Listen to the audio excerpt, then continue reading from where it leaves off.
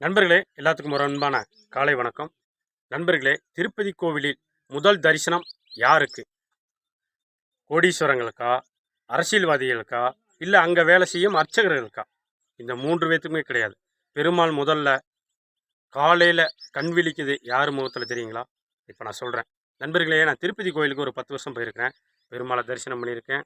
அவரோட பேரும் புகழையும் நான் எல்லா மக்கள்கிட்டையும் சொல்லிகிட்டு இருக்கேன். உங்கள்கிட்டையும் சொல்கிறேன். நண்பர்களே, திருப்பதி கோயிலில் அதிகாலையில் சுப்பிரவாதம் பாடப்படும். இந்த சுப்பிரவாதம் பாடும்போது தான் பெருமாள் கண் விழிப்பார்.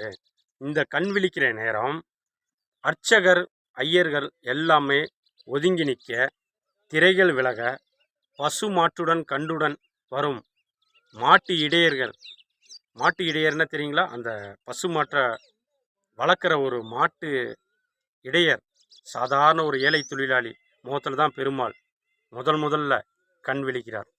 இதை நம்புறீங்கன்னா நம்புங்க. பெரியவங்கள்ட்ட யார்ட்டையும் கேட்டு பாருங்கள், இதுதான் உண்மை.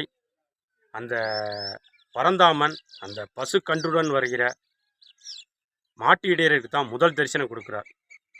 இது உண்மை நண்பர்களே. பெரியவங்கள்ட்ட வேணால் கேட்டு பாருங்கள். புரட்டாசி முதல் சனிக்கிழமை பெருமாளை போய் தரிசனம் பண்ணுங்கள். எல்லா வாழ்க்கையில் வளமும் நலமும் பெறுங்க. நன்றி.